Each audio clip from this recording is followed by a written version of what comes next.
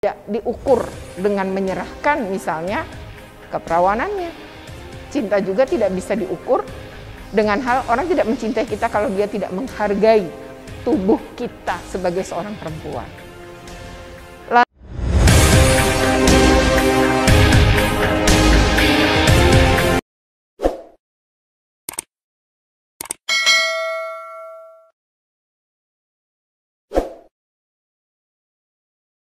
Hai guys, kita ketemu lagi dalam video tips yang kali ini akan membahas bagaimana peran orang tua dalam mengedukasi anak-anak agar anak-anak itu terhindar dari kejahatan seksual. Baik itu pelecehan, pencabulan, apalagi pemerkosaan. Nah, oleh karena itu di video ini kita akan membahas, mengingat beberapa video ada viral anak usia 15 tahun ya kemudian melakukan ternyata punya pacar yang usianya 28 tahun, melakukan hubungan intim yang kemudian divideokan dan videonya viral. Kemudian seorang sepasang kekasih sama-sama usia anak duduk di motor dan melakukan perbuatan tidak senonoh yang kemudian ternyata divideokan oleh orang di sekitar yang kemudian juga viral.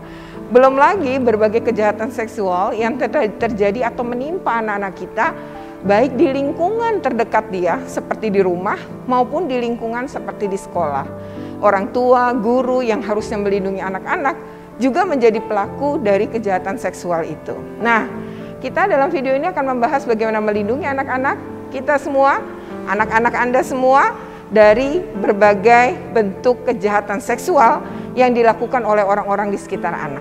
Nah, sebelum mengikuti video ini lebih lanjut, jangan lupa untuk di like, share, comment, and subscribe. Bagi yang sudah subscribe saya ucapkan terima kasih, bagi yang belum segera bunyikan loncengnya.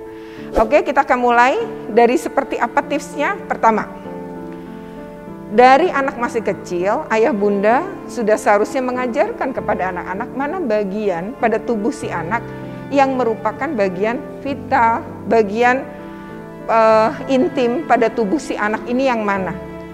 Lalu ajarkan bahwa bagian itu tidak boleh dilihat apalagi disentuh oleh orang lain kecuali dirinya sendiri. Lalu katakan kalau ada yang berani menyentuh atau mencoba melihatnya, entah itu dengan cara minta difoto ya atau bentuk lain, maka segera laporkan kepada ayah atau bunda. Begitupun kalau pelakunya adalah orang dewasa seperti guru, seperti orang tua, paman, atau mungkin kakek dan lain-lain di lingkungan rumahnya juga harus dilaporkan. Ajarkan kepada anak-anak kita untuk menyampaikan itu dan dia tahu bahwa bagian itu harus dilindungi. Bagian itu sebenarnya yang apa sih? Yang kalau kita pakai baju renang untuk anak perempuan bagian itu tidak terlihat. Atau pada anak laki-laki kalau pakai celana renang bagian itu tidak terlihat. Nah, bagian itulah yang penting untuk dilindungi. Kalau ada yang berani yang memegang, ada yang berani menyentuh, ada yang berani melihat, itu adalah hal yang harus dilaporkan. Itu yang pertama. Yang kedua, ayah bunda ini harus ngajarin mana pelukan sayang, mana pelukan nakal. Mana sentuhan sayang, mana sentuhan nakal. Nah, sentuhan itu juga berkaitan dengan apa yang tadi harus ditutup. Pada hal yang tadi tidak boleh disentuh dan dilihat oleh siapapun. Jadi ketika memeluk, mamahnya memeluk atau bundanya memeluk, seperti apa? Itulah namanya pelukan sayang. Tidak memegang bagian-bagian lain atau bagian-bagian yang tadi harus dilindungi. Kemudian yang ketiga adalah ajak anak meminta pertolongan ketika dia mengalami hal itu. Misalnya berteriak atau melawan dengan cara seperti apa.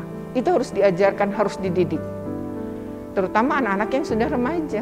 Katakan kepada mereka bahwa atas nama cinta terus memperlakukan itu nggak boleh. Cinta tidak diukur dengan menyerahkan misalnya keperawanannya. Cinta juga tidak bisa diukur dengan hal orang tidak mencintai kita kalau dia tidak menghargai tubuh kita sebagai seorang perempuan. Lalu yang keempat adalah didik anak-anak kita tentang kesehatan reproduksi. Kesehatan reproduksi ini penting dididik ke anak-anak agar anak-anak tahu tubuhnya belum siap untuk hamil. Tubuhnya belum siap untuk melakukan aktivitas seksual. Oleh karena itu, apa bahayanya kalau dia melakukan? Kalau dia hamil, apa yang terjadi? bisa jadi kematian ketika melahirkan. Ketika organ-organ seksual yang belum siap, tapi kemudian melakukan kegiatan seksual, apa yang terjadi? Bisa saja beberapa penyakit kelamin terjadi. Oleh karena itu, anak-anak, apalagi yang masih sudah remaja, harus mulai dididik hal yang seperti itu. Nah, yang terakhir, karena ini medianya, eranya adalah era globalisasi, ini sekarang juga era digital, ya, di mana era digital ini anak-anak tuh begitu mudah mengakses berbagai situs yang punya atau berbau konten pornografi. Padahal bahaya sekali anak-anak kita kalau dia kecanduan pornografi. Bisa membahayakan karena akan merusak seluruh otak seorang anak. Jadi sebelum terlanjur, sebelum terlambat tentu kita harus memberi pengawasan. Mengedukasi anak kita tentang bahaya. Nanti dia harus dirawat di rumah sakit jiwa untuk pengobatan. Lalu harus juga diberitahu kenapa kita membatasi dia main game online, kenapa dia membatasi hal, karena untuk kebaikannya. Jadi anak harus diedukasi, yang repot kalau orang tuanya tidak teredukasi. Orang tuanya nggak ngerti dan akhirnya melepaskan anak-anak bermain gadget tanpa aturan dengan waktu yang bisa 5 jam dalam sehari. Akhirnya yang terjadi anak kita bisa kenal situs porno. Pornografi ini yang berbahaya. Oleh karena itu, sebelum semuanya terlanjur, sebelum terlambat, sebelum ayah bunda repot dan pasti berat menjalani pengobatan terapi ke rumah sakit jiwa kalau memang anak kita kecanduan pornografi, maka sebaiknya tingkatkan pengawasan. Kalau memberikan handphone kepada anak-anak, bilang ini pinjam. Selama pulsa masih mama belikan, masih papa belikan, maka ini dipinjam. Kalau dipinjam nggak boleh di-password, agar kita bisa mengecek, terus-menerus mengecek demi melindungi anak-anak kita. Tentu tidak keponya keterlaluan, tapi buatlah bahwa ini untuk kepentingan dia. Kalau sampai HP di-password dan anak masuk kamar mandi aja dibawa, curigai pasti ada sesuatu. Oleh karena itu, mungkin tips ini ya dari pertama sampai kelima barangkali bisa menjadi masukan bagi ayah bunda agar anak-anak kita terhindar dari kejahatan seksual dan juga dapat melindungi dirinya sendiri serta dapat melindungi kesehatan reproduksinya, alat reproduksinya, ya. Jadi ajarkan anak kita, yang pertama adalah mana hal yang perlu dilindungi pada dirinya, nggak boleh dilihat dan disentuh orang lain.